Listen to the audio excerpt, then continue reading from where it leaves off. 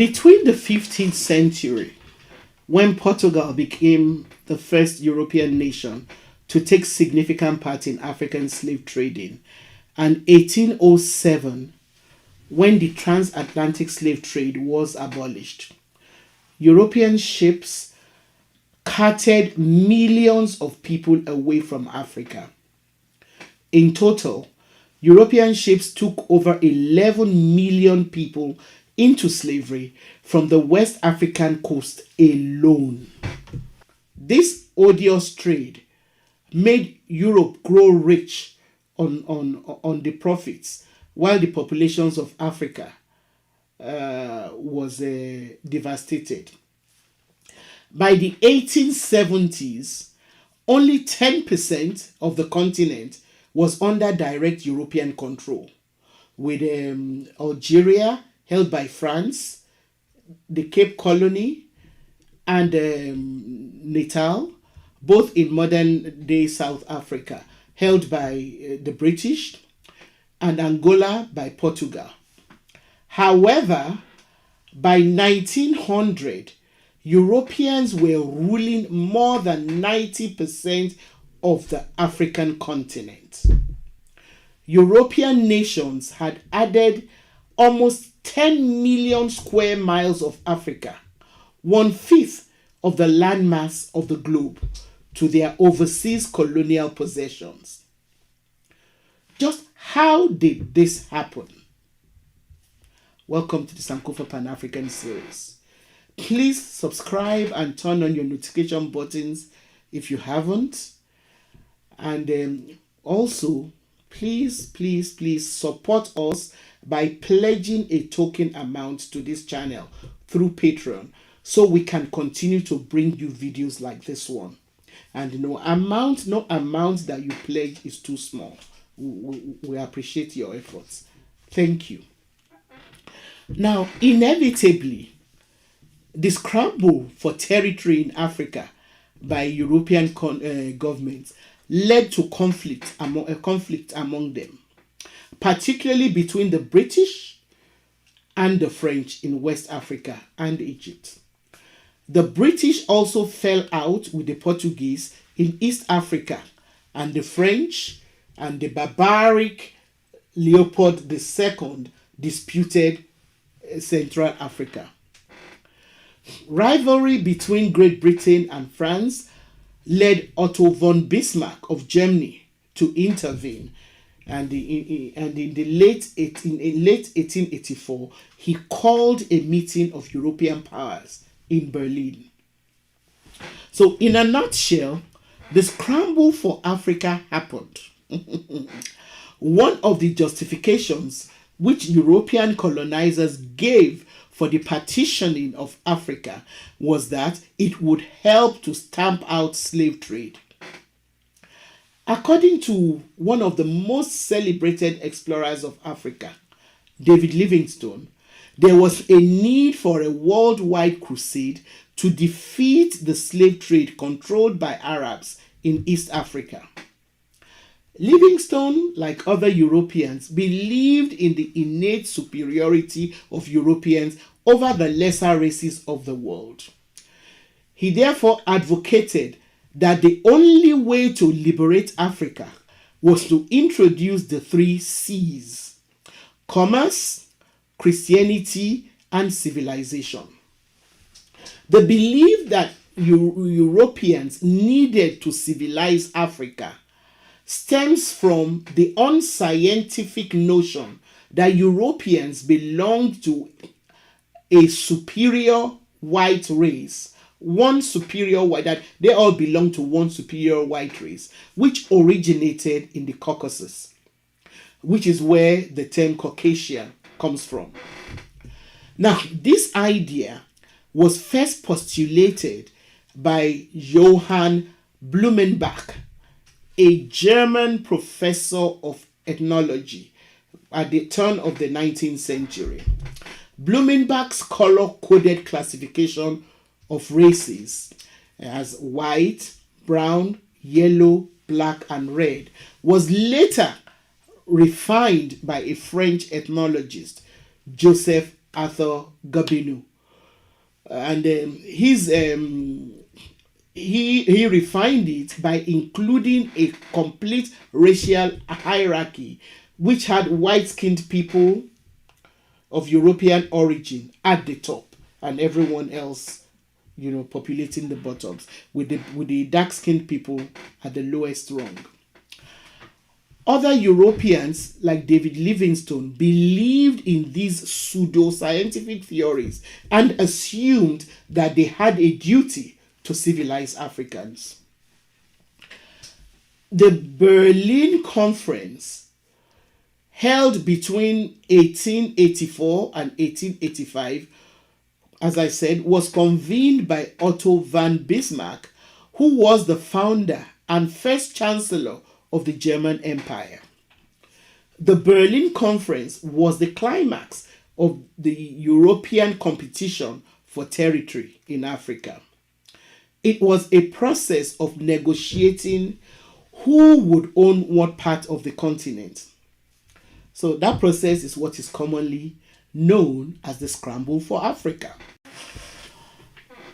The real motivation for the scramble was actually that during the 1870s and early 1880s, European nations, including Great Britain, France, and Germany, needed to look to Africa for natural resources for their growing industrial sectors, as well as a potential market for the goods that their factories were producing.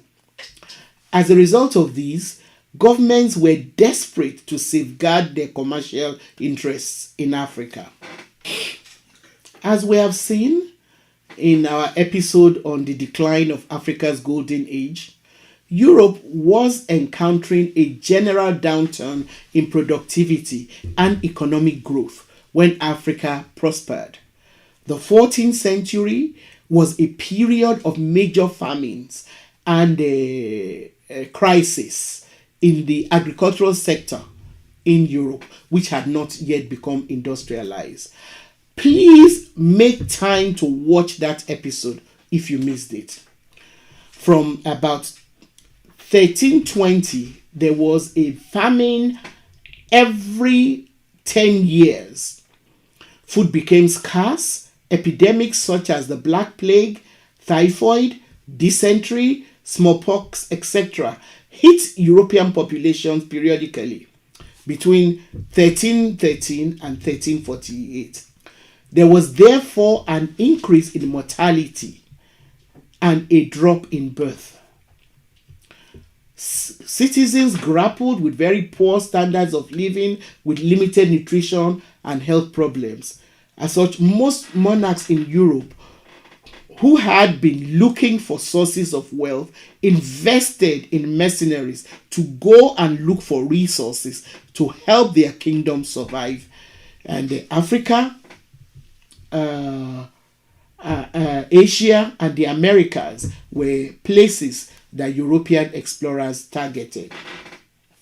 Since then, European governments had continued to send mercenaries and encourage missionaries to the African continent. They at first tried to get slaves themselves using superior arms and ammunitions, which did not quite succeed. They then developed a system of colluding with indigenous rulers or the supposed representatives of the people. So they got these people to help foment wars and unrest so that slaves could be captured, sold to them, and then transported through the transatlantic slave trade. Now, the avowed purpose of the Berlin Conference was to discuss the future of Africa and the stamping out of slavery, because most European countries had become industrialized, and so they no longer needed as much manual labor as they needed when they depended on slave trade. So an act was signed at the conference in Berlin. It's known as the Berlin Act of 1885 by 13 European powers, which had a the act had a resolution to stop, to help in the suppressing of slavery.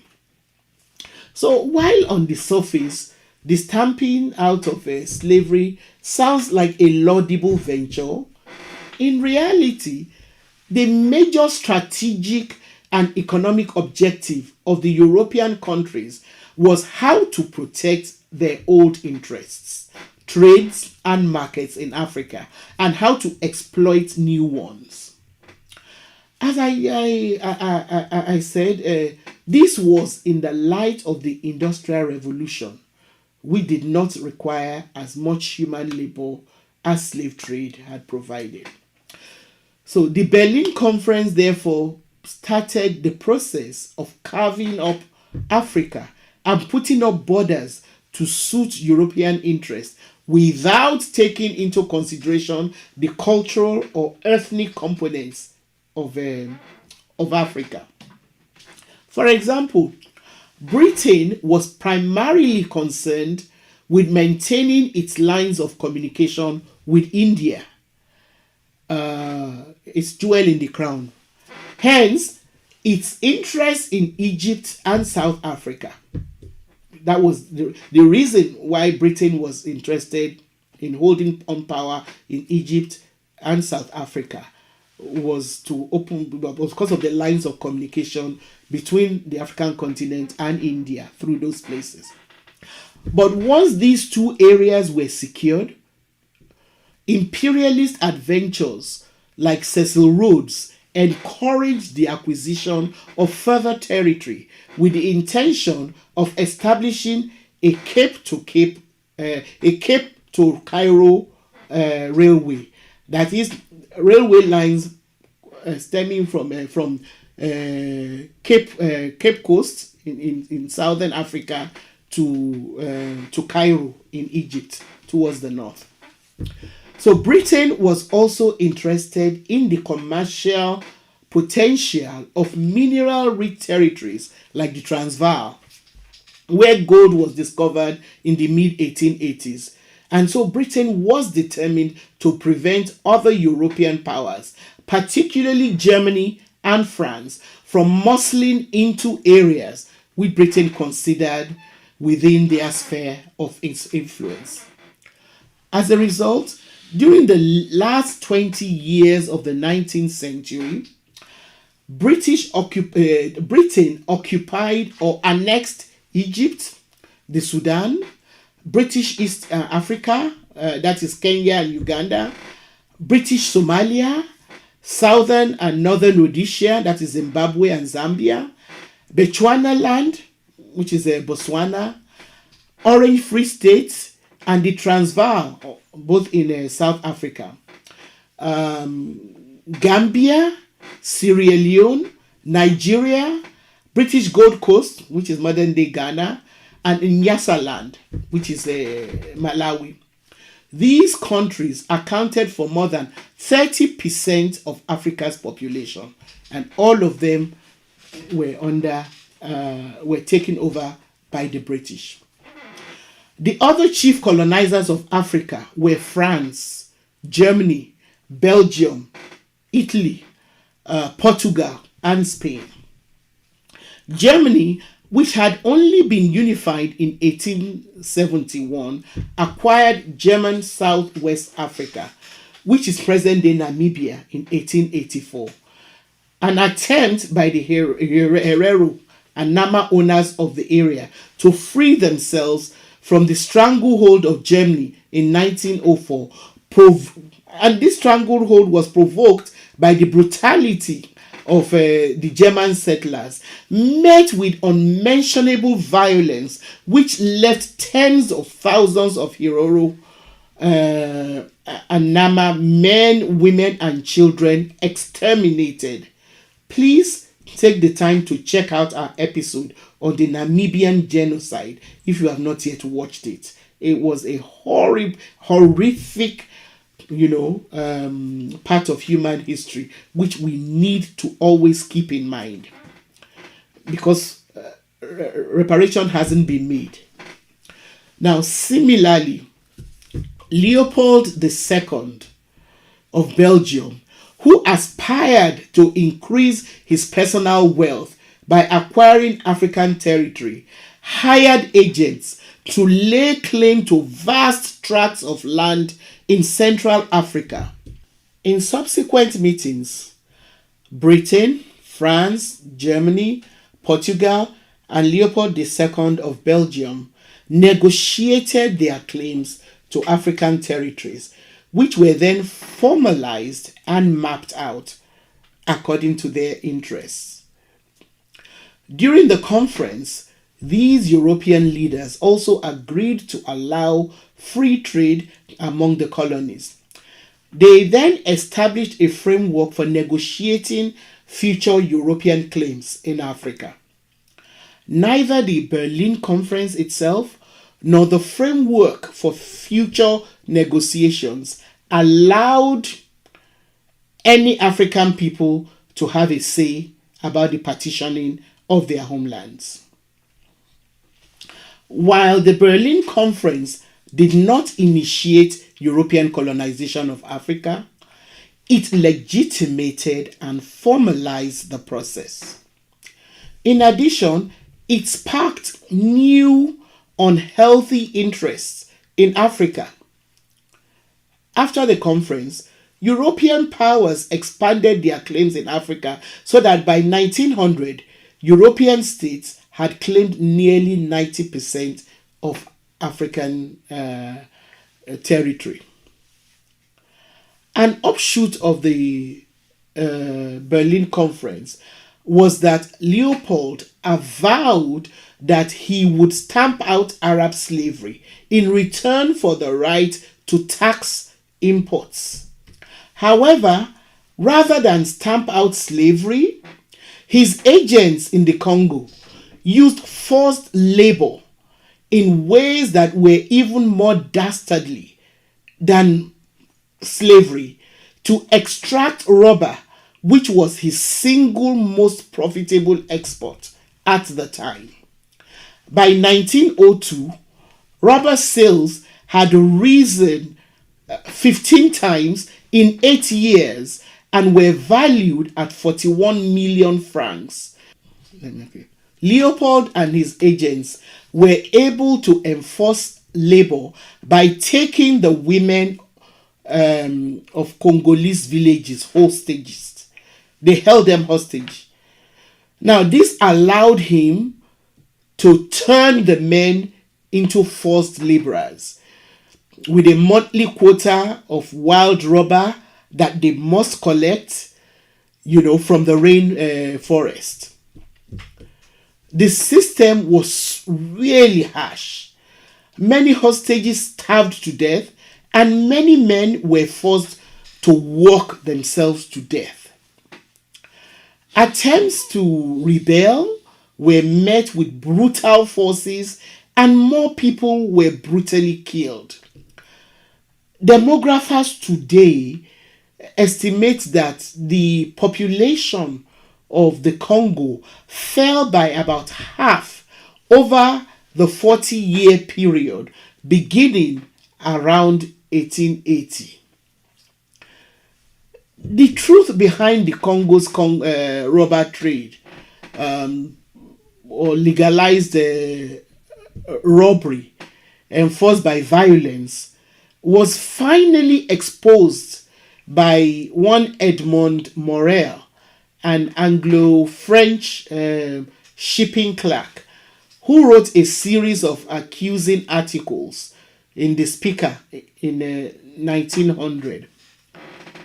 The rest of Europe, especially those who signed the Berlin Act, simply looked on until a connection.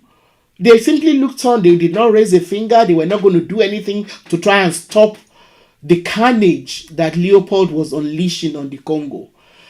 The only time they now paid attention was when a connection was made between Leopold and the Leopold II, between what Leopold II was doing in the Congo and the effect on the economic interest of other European countries.